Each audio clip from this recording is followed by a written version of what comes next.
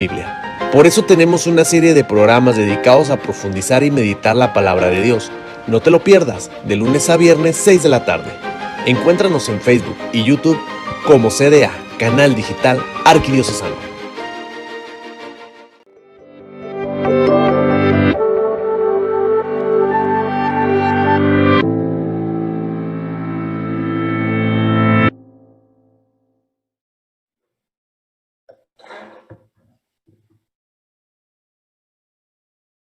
Hola, buenas tardes. Me llamo Carlos Alberto Santos García, soy sacerdote de esta arquidiócesis de Monterrey y vamos a continuar el día de hoy con la reflexión sobre la pasión de Jesús en el Evangelio de Juan. Estamos en este ciclo de conferencias del mes de la Biblia, concretamente con el espíritu de leer la palabra de Dios en este tiempo de pandemia, leer en los acontecimientos de crisis, de dolor, de dificultad, la palabra de Dios que ilumina también nuestra propia experiencia, lo que estamos viviendo actualmente y cómo aprendemos a darle un sentido cristiano, de fe, de luz, de esperanza a las contradicciones y dificultades que enfrentamos. En esta semana hemos estado reflexionando sobre los textos de la pasión de Jesús y ahora estamos con el del Evangelio de Juan. Vamos a continuar donde nos quedamos el día de ayer. Vamos con la escena en la cual Jesús es llevado frente a la autoridad romana. Estamos en el segundo momento, en el segundo cuadro, el segundo panel, podríamos llamarle así, de la pasión de Jesús, que tiene pues diferentes momentos. Es el capítulo 18 del Evangelio de Juan, el versículo 28 al capítulo 19, versículo 22. Inicia con la anotación ritual sobre la pureza que tenía que observar un judío para poder comer, para poder cenar la Pascua. Así empieza el momento en el que es presentado Jesús frente a Pilato. Un detalle que no debemos de dejarlo pasar por alto porque tiene dos indicaciones que son importantes para nosotros. La primera es que esa notificación, el narrador del Evangelio la remite al capítulo 12, cuando Jesús hablaba de la forma en la que iba a morir, cuando dice significando cómo iba a morir. Aquí el evangelista, el narrador, ve el cumplimiento de esa referencia al levantamiento del Hijo del Hombre, es decir, a una crucifixión, a Jesús puesto en alto sobre un mástil. Ese es el primer detalle que conviene señalar porque nos hace ver cómo el narrador del Evangelio va tejiendo el relato y lo va haciendo también coherente para que el lector no olvide el sentido y el significado de lo que se está narrando. Y el segundo detalle es, pues, el cómo la Pascua apenas se iba a celebrar aquella noche. La Pascua iba a empezar a celebrarse a partir de las 6 de la tarde, cuando caía el sol. Por eso dice que la Pascua se celebra entre dos luces, dice así el libro de los Números. Se celebra entre la luz de un día que está terminando a las 6 de la tarde y la luz del siguiente día que terminará también con el atardecer. Ahí encontramos también algo que nos ayudará a comprender la acción que va a suceder más adelante. Así como este versículo nos arroja hacia atrás para poder entender el significado del levantamiento, también nos lanza hacia adelante para poder captar el significado de lo que van a hacer Nicodemo y José de Arimatea con el cuerpo de Jesús. ¿Por qué? Porque siendo todavía ese viernes que declinaba, había que retirar los cuerpos rápidamente, dice el texto, porque no solamente empezaba la Pascua, sino que también era sábado. Era doble solemnidad, Pascua y sábado. Y evidentemente, pues también se suspendían muchas acciones. se suspendían muchos quehaceres. Entonces era necesario también recender el cuerpo de Jesús y sepultarlo antes de que empezara el Shabbat. Eso a ellos los exponía también pues a una impureza porque ir a estar cerca de un cadáver era tocar un cadáver. Ellos ya no podrían cenar la Pascua aquella noche. No podrían cenarla porque habían incurrido en la impureza de tener contacto con una persona ya muerta, en este caso el cuerpo sin vida de nuestro Señor. Ahí nos damos cuenta que para ellos lo más importante ya no es una cena ritual. Para ellos lo más importante no es cumplir con una norma de pureza hebrea. Lo más importante es darle una sepultura digna y honorable al amigo, al maestro. Vemos ahí cómo empieza su éxodo del judaísmo, su éxodo de la ley de Moisés, y empieza su compromiso con Cristo. Otro detalle también en esta línea de la amistad es la cuestión sobre el amigo del César, los amigos del César, que pues leído desde la tradición hebrea, podemos darnos cuenta que cuando se habla de rey y de reyes, pues siempre, visto a la luz del Antiguo Testamento, hay ahí pues una serie de claroscuros, porque la monarquía va a tener siempre esta nota de rechazo hacia Dios. Es decir, como le dice el Señor a Samuel, no es a ti al que han rechazado, Samuel, es a mí al que me rechazaron. Entonces, cuando se proclama en el Evangelio de Juan, no, si lo dejas libre no eres amigo del César, porque un amigo del César, al final, al rechazarlo a él como rey, ellos están declarando amigos del César y por lo tanto reconociéndolo a él como rey.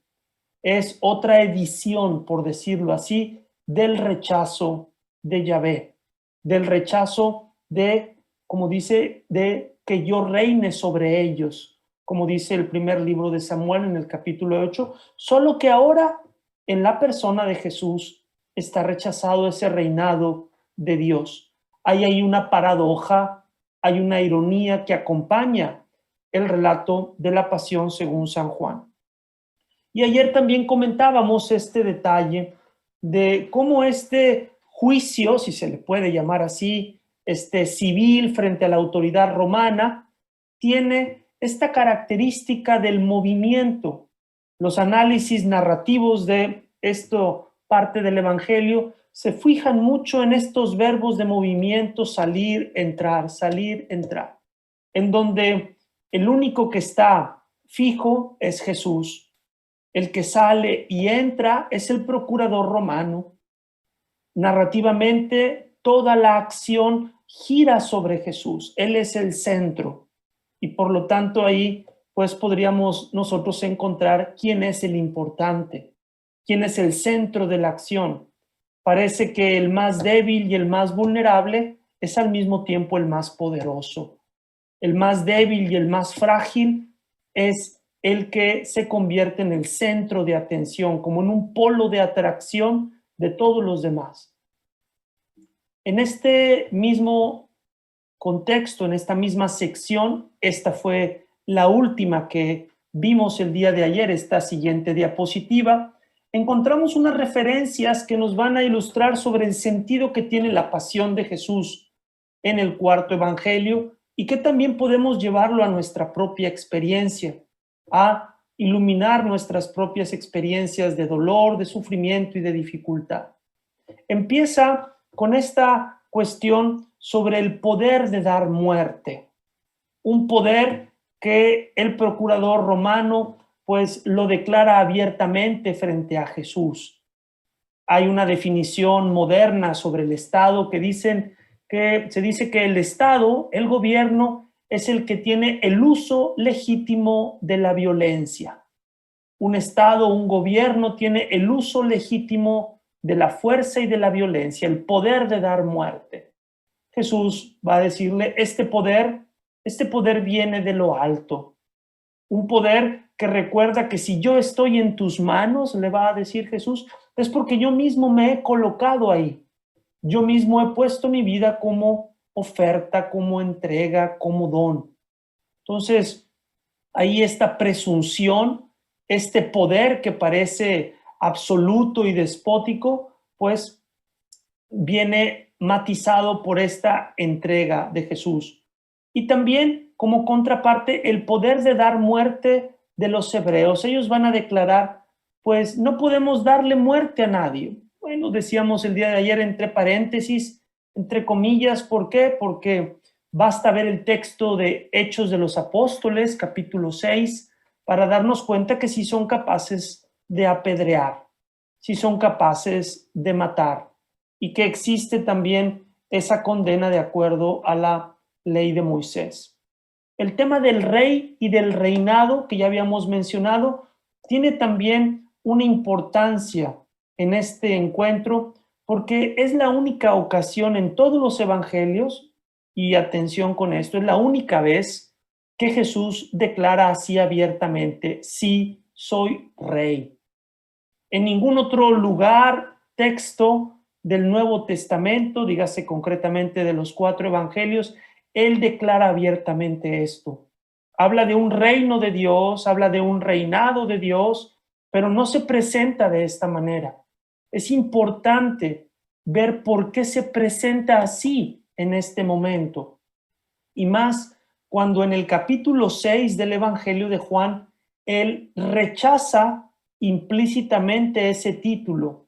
Cuando después de la multiplicación de los panes, dice Juan capítulo 6, versículos 14 y 15, que la multitud se abalanza sobre él para hacerlo rey, y él huye a la montaña, rechazando con esa huida el título de rey.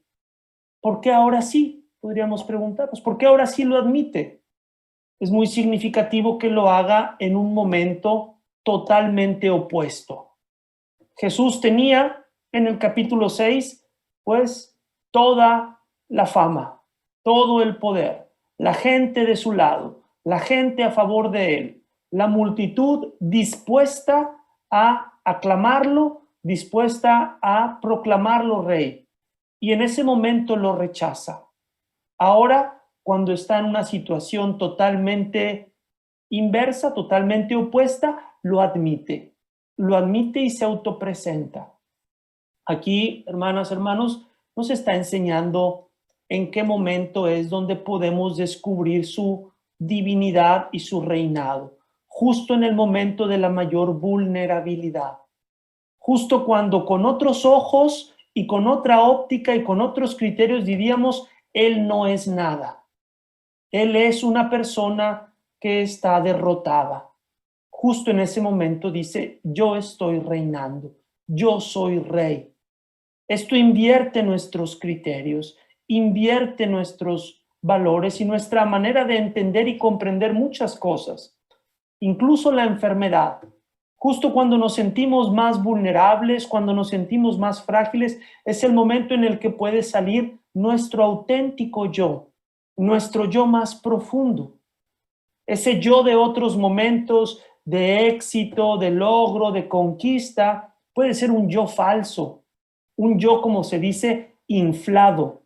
Un yo inflado, ¿por qué? Por la superficialidad, por los aplausos, por puras cosas exteriores. Nuestra verdadera identidad aparece en los momentos de crisis. Ahí se manifiesta quiénes somos nosotros. Y en este caso, para Jesús, ahí se demuestra su poder. El poder de dar la vida, un poder para amar, un poder para ponerle freno a la violencia. Mi reino no es de este mundo.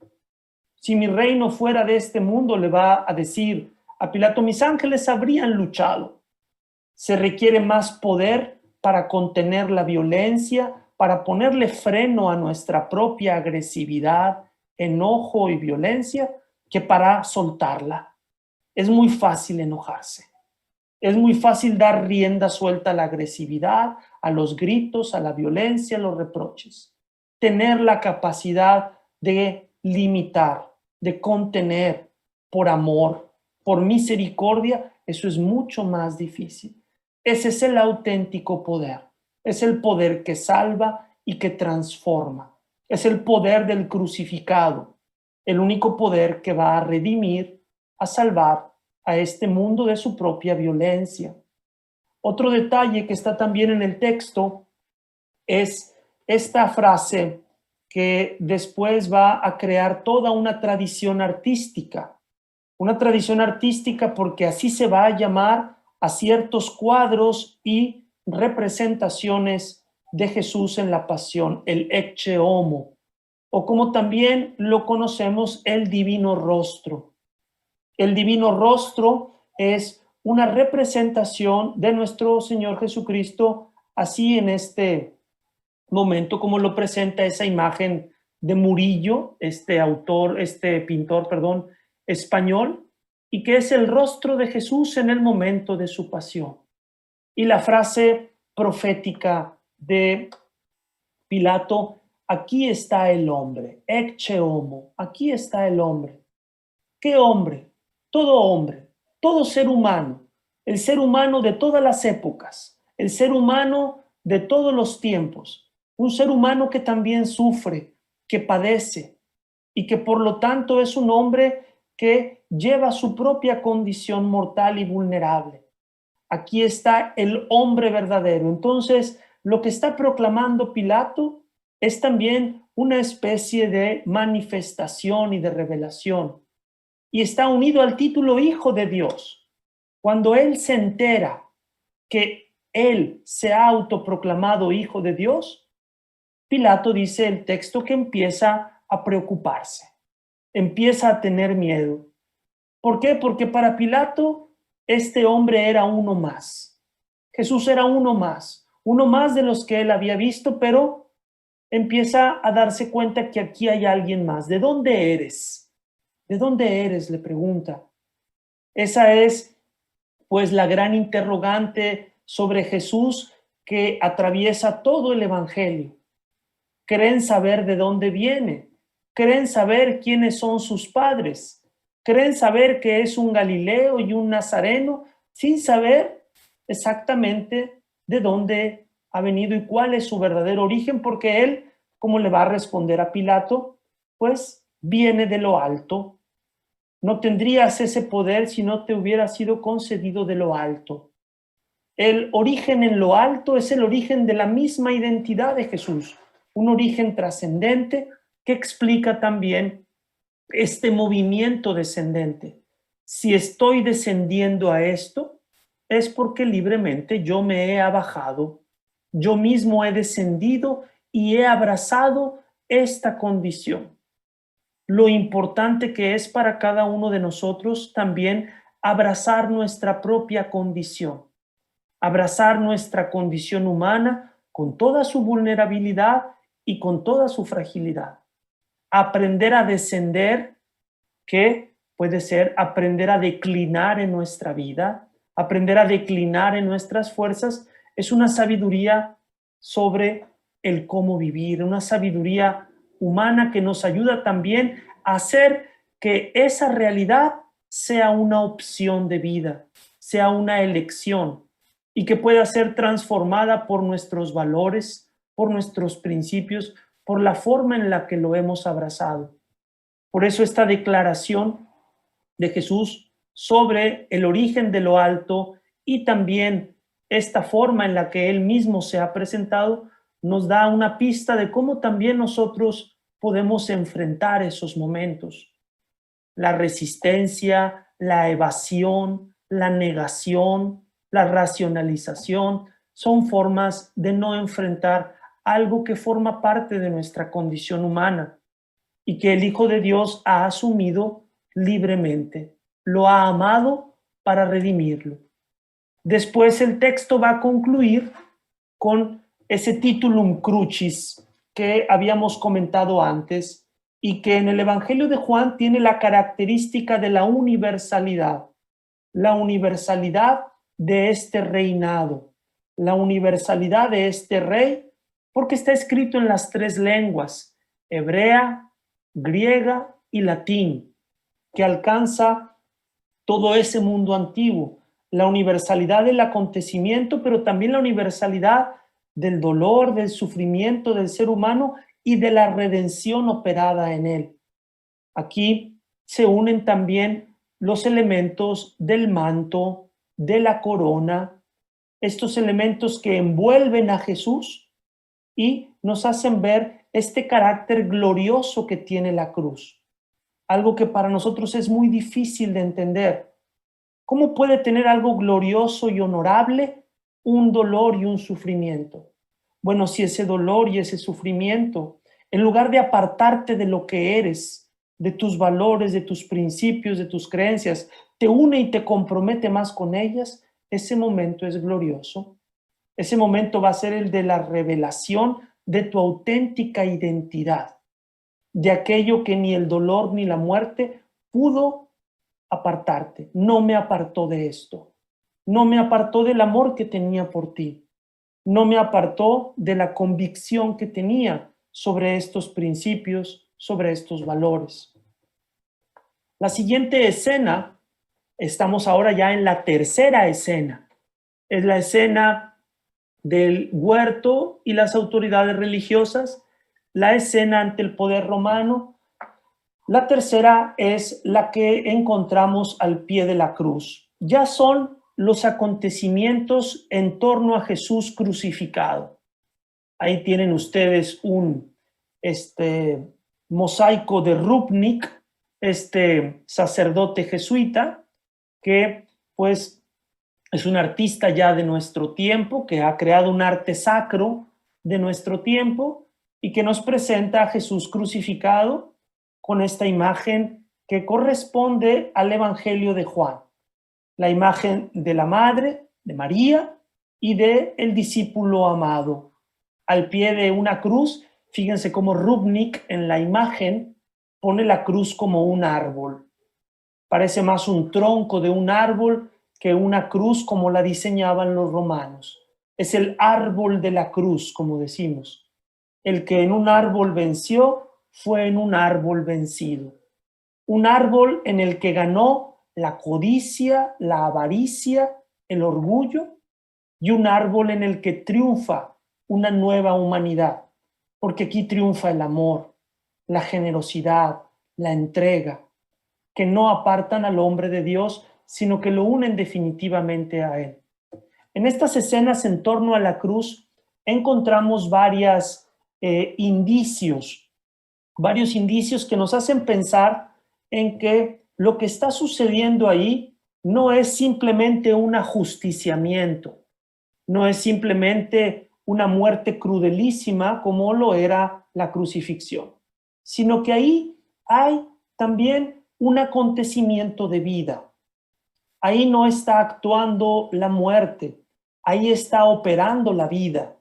Está operando la vida que nos revela que el crucificado, como ese árbol, es fecundo, la fecundidad del crucificado, la fecundidad que pueden tener ciertos momentos dolorosos de nuestra vida, difíciles. Ciertas situaciones de crisis y de dificultad pueden ser muy fecundas cuando nos unimos más. Se unió más la familia, luchó junto la familia, todos se esforzaron, todos pusieron de su parte, se olvidaron de egoísmos y empezaron todos a trabajar juntos. Ahí vemos cómo, en una cuestión hasta muy práctica, vemos cómo las dificultades pueden ser fecundas cuando se enfrentan con amor, con generosidad. ¿Dónde observamos la fecundidad del crucificado? La observamos en una herencia que deja. Una herencia que pues está ahí en paralelo porque aparecen dos grupos de 4 personas. Algo también pues muy significativo. Aparece un grupo de 4 soldados, un grupo de 4 discípulos. Fíjense cómo hay ahí un paralelo con una cierta complementariedad. Porque 4 soldados que pues sabemos bien son externos, los soldados son los paganos, están fuera evidentemente del grupo de los discípulos. La madre, el discípulo y las otras mujeres son del grupo de los discípulos. Y el crucificado para los dos tiene algo. A los dos grupos les deja algo. El lote de sus vestiduras, una vestidura valiosa, dice, tejida de arriba abajo, tejida de una sola pieza. Una vestidura que en el mundo antiguo significa la dignidad. Y esa es la herencia que le queda a los soldados, a los de afuera, por decirlo así. Y a los discípulos, la herencia de una familia, la herencia de una familia en torno a la madre, en torno a María, en torno a aquella que dio carne y sangre al que ahora está en la cruz, al que tiene un cuerpo para ofrecer, una vida para entregar, una vida que tomó de ella. Vemos el profundo sentido que tiene la presencia de María al pie de la cruz, porque este sacrificio, esta entrega es posible también por la entrega de ella, por el sí de ella, por el ofrecimiento de ella. Aquí, esta vestidura que había mencionado, tejida de arriba hacia abajo, dice el texto. Hay un comentario de un jesuita, un sacerdote jesuita de habla francesa, Yves Simoen, que en su comentario al Evangelio de Juan dice cómo esta vestidura tejida de arriba a abajo resulta como una especie de paralelo de Jesús. ¿Por qué? Porque la humanidad de Jesús, su cuerpo fue tejido de arriba hacia abajo. Nuestro cuerpo, ¿dónde se teje? ¿Dónde se teje nuestra humanidad? Se teje en el seno de nuestra madre.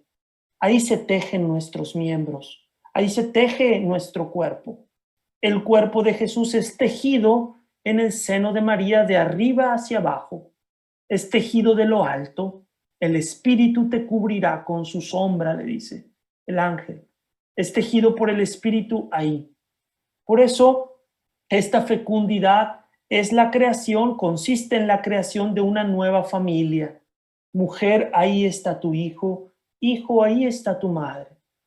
Ahí se crea un nuevo vínculo, una nueva relación. El texto habla también de fecundidad en la siguiente escena, cuando se presenta el don del Espíritu. El don del Espíritu con esa frase que eligió el Evangelio de Juan para hablar del momento de la muerte, cuando dice, entregó el Espíritu, exhaló su último espíritu, su último aliento, decimos nosotros, exhaló su último aliento. Aquí entregar el Espíritu es entregar, pues, tu ánimo, es entregar lo que te mueve, lo que te anima, tu aliento, hasta el último aliento. Vemos entonces cómo la muerte de Jesús no es un simple ajusticiamiento, no es un arrebatar una existencia, sino que es una ofrenda, es un don. En la medida en que también nosotros comprendamos así nuestra vida y su momento final, vamos a hacer que sea fecunda, vamos a hacer que pierda esa nota trágica que a veces carga la muerte y la enfermedad de nuestra vida. Si lo entendemos como ofrenda, va a ser fecundo ese momento. Vamos a comprender que es el momento en el que se completa lo que ya veníamos haciendo, lo que ya veníamos viviendo, el don, la entrega, la oferta de uno mismo por los demás, para los demás. Al final, la última signo de fecundidad aparece en esto que solamente es joánico, el costado traspasado, el momento en el que la lanzada, que está destinada a comprobar, a verificar que ya está muerto, revela esta fuente, este río también de sangre y de agua, que en el Evangelio de Juan, sangre es el signo de la existencia, de la mortalidad. El agua es el signo del Espíritu, es esa agua de la que habla Jesús con la samaritana en el capítulo 4. Es esa agua de la que habla Jesús con Nicodemo en el capítulo 3. Es la misma agua de la que habla en el capítulo 7 Jesús cuando habla de los torrentes que van a manar para la vida eterna. Vemos cómo aquí brota una vida, brota un espíritu entregado que anima una existencia, un espíritu que es el espíritu de Jesús que nos anima a vivir nuestra existencia como Él, a vivirla desde esa misma lógica y desde esa misma óptica. La última escena del relato de la pasión, según San Juan, llega al final del capítulo 19, los versículos 38 al 42. Ahí lo que encontramos es una confirmación de estas verdades que están ahí entre líneas en todo el texto. Es enterrado en un jardín, dice así el texto joánico, y con esto nos remite a la escena inicial que decíamos del huerto de los olivos del jardín. Jesús es enterrado no como un bandido, no es enterrado como una persona pues despojada, es enterrado por los amigos, como una persona amada, una persona que amó y que al final recibe en respuesta ese mismo amor. Es la hora de los discípulos ocultos, de los discípulos que, como dijimos, ya no les importa que haya que mantenerse puros para cenar la Pascua ese día después de las 6 de la tarde. Ellos buscan llevar al maestro a un lugar digno de él. La tumba de David, según el texto de Nehemías, se encontraba en un huerto. Esta referencia a un huerto, bíblicamente hablando, desde el contexto bíblico, yendo al Antiguo Testamento, va a presentarnos múltiples evocaciones que nos van a ilustrar sobre el sentido que tiene esta muerte, esta crucifixión. Unido a este detalle del jardín, vamos a encontrar este de los aromas, casi 45 kilos de mirra y áloe, dice así, una mezcla de mirra y áloe, en una cantidad exorbitante, una abundancia de un aroma que es dulce. De esto ya nos había hablado el Evangelio de Juan. El Evangelio de Juan es un evangelio de aromas y de sabores. De aromas y de sabores porque no debemos olvidar que es el Verbo encarnado, encarnado en nuestra condición humana, en nuestro cuerpo, y nuestro cuerpo capta aromas y sabores. Y esos aromas y esos sabores también hablan. También hablan si esta encarnación es revelación de Dios. El aroma del perfume llenó toda la casa, dice así el texto de Juan, cuando María lo unge, cuando María unge a Jesús en la casa de Betania, cuando le ofrecen aquella comida. ¿Cuál es el aroma de la muerte de Jesús? Recordemos que había un aroma relacionado con la muerte, ya desde el capítulo 11. El aroma de la muerte de Lázaro, el aroma de la tumba de Lázaro. No, Señor, lleva 4 días. No abras esa tumba, ya huele mal. Y la muerte de Lázaro huele mal. Huele mal, ¿por qué? Porque es una muerte que, si bien va a volver, va a revivir, va a volver a morir, va a volver a terminar el camino de su existencia. En cambio, la muerte de Cristo no es una muerte para volver a morir. Su resurrección es para no volver a morir, para no morir jamás. El aroma de la muerte de Cristo es distinto. Es un aroma dulce y suave, por lo que anuncia, porque anuncia la resurrección, anuncia una vida que no puede vencer la muerte. Estas muertes que huelen bien, que es quizás uno de los grandes dramas de nuestro tiempo, los grandes dramas de nuestro tiempo de gente desaparecida, gente muerta violentamente en un enfrentamiento, en una contexto como el de nuestro país, de bandas, de pandillas, de violencia, y eso hace más terrible el acontecimiento. Qué distinto cuando a veces hay muertes que dejan a las familias en paz. Tiene un aroma distinto, ¿por qué? Porque hubo esa serenidad, esa despedida, ese amor no solamente del que se despide, sino de los que se despiden de él, de los que tienen esa capacidad de decirle adiós al ser amado, como aquí Nicodemo y José de Arimatea lo están haciendo. A mirra y aloe y acacia exhalan tus vestidos.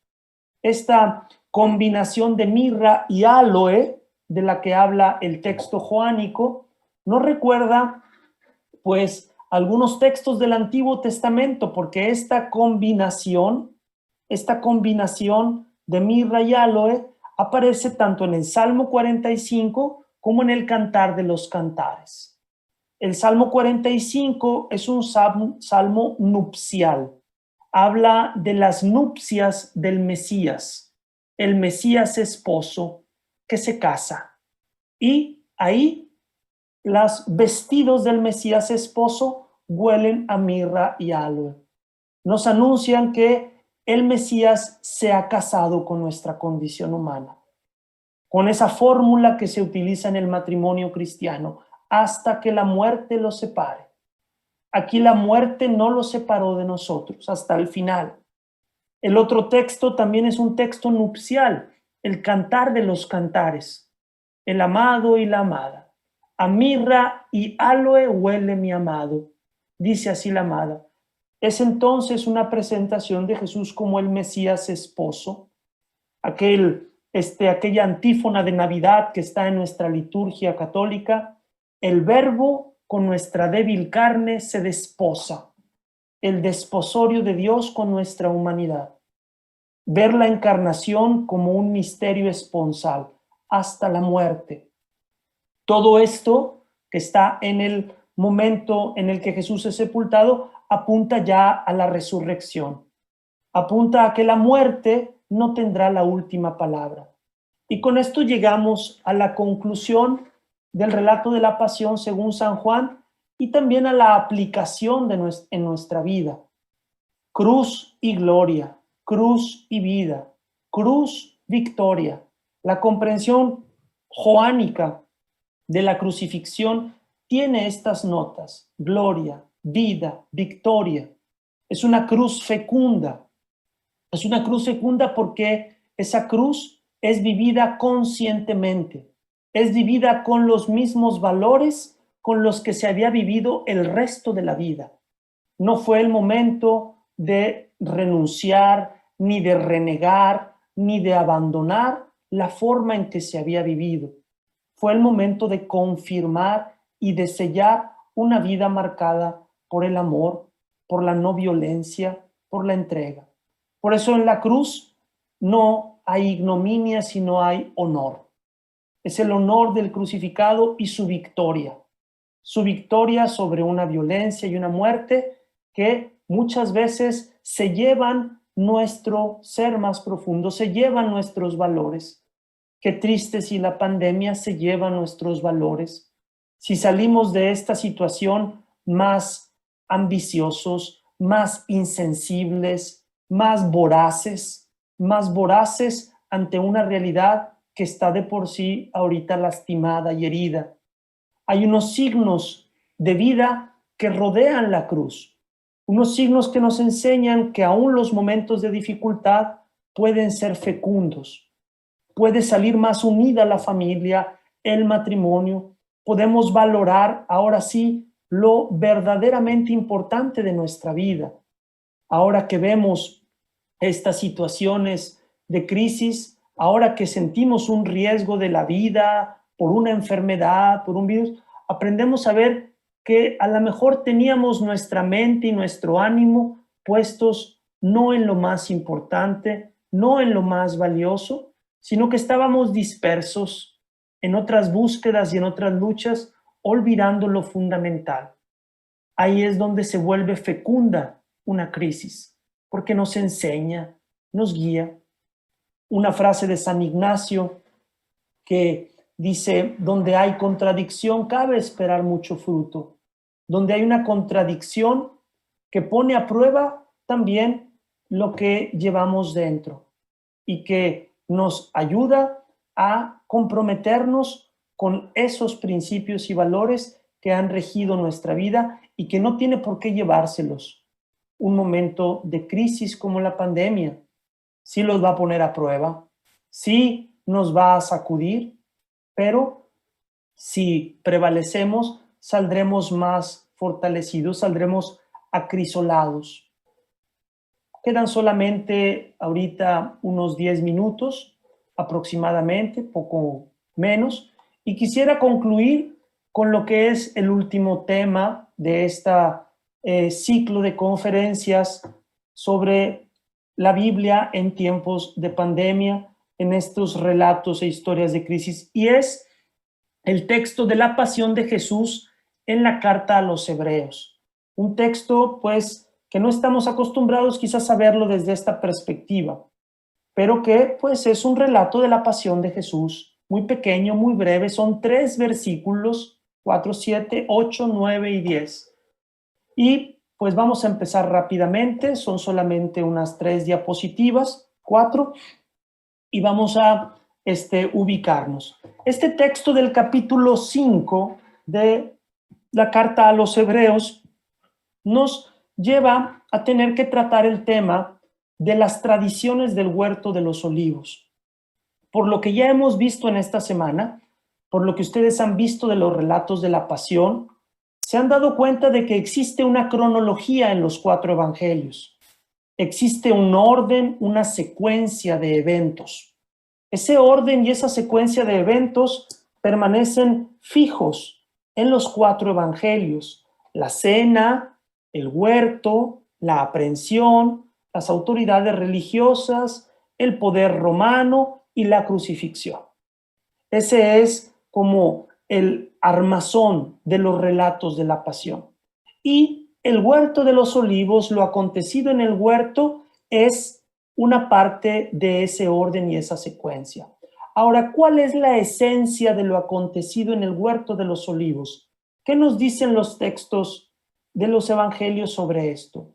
Bueno, hay varios elementos textuales que aparecen en los evangelios y que son como las características propias de lo acontecido en el huerto de los olivos. Se habla de oración, de la oración de Jesús. Se habla de unos discípulos que no alcanzan a perseverar acompañándolo, orando con él, y finalmente el momento de la aprehensión. Esos son como los elementos de las acciones. Ahora, el estado anímico de Jesús. En el huerto de los olivos, el estado anímico de Jesús se describe con conceptos, palabras, términos de angustia, soledad y de una oración. Unos sentimientos, emociones y una actitud de fe. El único que se separa un poco de esto es el Evangelio de Juan, que no presenta en el huerto estas acciones y estos sentimientos. Los presenta un poquito antes. Hay algo que se le llama el Getsemaní joánico. Son esos versículos 27 al 29 del capítulo 12, donde Jesús dice: mi alma está angustiada. ¿Y qué voy a decir? Padre, líbrame de esta hora, pero si para esta hora he venido, líbrame de esto. Vean cómo son los elementos de una oración y una angustia, pero está fuera del contexto del huerto. Está antes, cuando llegan los griegos. Ahora, ¿hay una versión de esto en la carta a los Hebreos? Pues parece que sí, pero vamos a darnos cuenta que es mucho más amplio. Una versión del Getsemaní en la carta a los Hebreos, vamos a ver.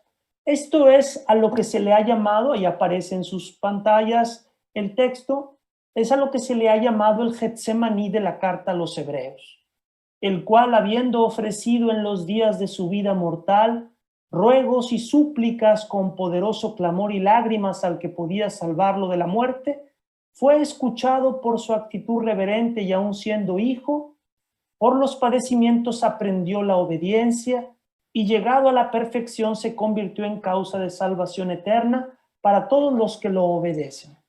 Proclamado por Dios sumo sacerdote a la manera de Melquisedec. ¿Por qué recuerda al huerto de los olivos este texto? Recuerda básicamente por eso que está en letras rojas, una oración con ruegos y súplicas. Esta oración en el contexto de la muerte, como dice ahí también, salvarlo de la muerte. Pero, y me voy un poquito rápido porque me queda solamente 1 minuto y medio, pero hay aquí algo más amplio. ¿Solo Getsemaní dice ahí? No. Si nos damos cuenta, el texto dice los días de su vida mortal. El autor de la carta a los Hebreos ve toda la vida de Jesús como una oración intensa y emotiva. Una oración intensa y emotiva que obviamente cuando se acercó al momento final adquirió una intensidad y una emoción todavía mayores, que es como sucede cuando llegan estos momentos climáticos de crisis en nuestra vida. Y aquí también está el tema del contenido de la oración. ¿Qué pidió Jesús? Si nos vamos a los evangelios, podríamos decir, Jesús pidió no morir. Yo no estoy tan seguro de que Jesús haya pedido no morir. Dice, Padre, si es posible, aparta de mí este cáliz, pero que no se haga como yo quiero, sino como tú quieres. Jesús no precisamente pide no morir, pide cumplir la voluntad del Padre. Quiere vivir esa voluntad del Padre, que es una voluntad de amor. No desea la muerte, obviamente. Siente ese deseo de vida que nos acompaña, un deseo de sobrevivencia. Dice la carta a los Hebreos, al que podía salvarlo de la muerte. Y lo más asombroso es que diga la carta a los Hebreos que fue escuchado Jesús. ¿Cómo que fue escuchado? Pero si murió crucificado, ¿cómo que fue escuchado? ¿En qué sentido Dios lo escuchó? Esto solamente lo podemos entender si sabemos qué pidió.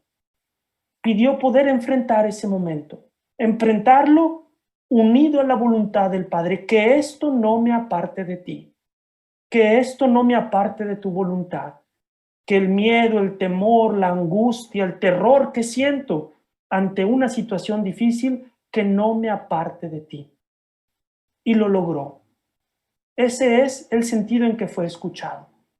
Señor, que pueda enfrentar esto y que esto que estoy enfrentando, por más que sea difícil, que sea una crisis, que no me aparte de tu amor, que no me aparte del amor a mi familia, esposa, esposo, hijos, cualquiera que sea su caso. Esa es la actualidad de este Getsemaní, la actualidad de aprender a entrar en estos momentos con nuestra fe, con una oración intensa, no pidiendo huir, no pidiendo no enfrentarnos, sino pidiendo la gracia de enfrentarlos unidos a Él, con Él y con su gracia. Muchas gracias a todos y espero que estas reflexiones sean también de provecho, de luz, de vida para cada uno de ustedes. Muchas gracias.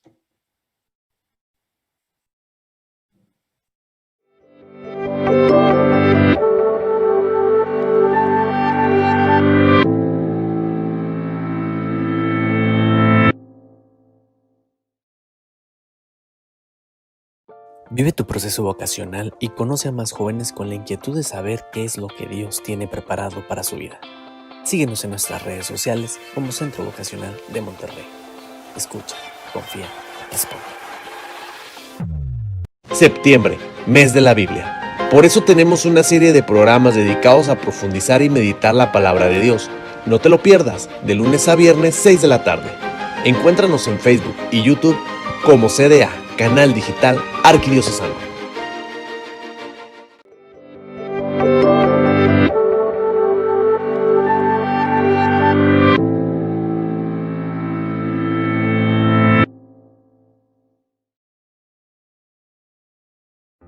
Vivamos lo nuevo.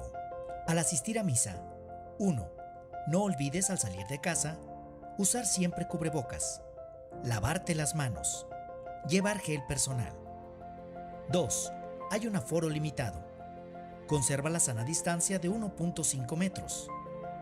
3. Llegando al templo, sigue las indicaciones para entrar.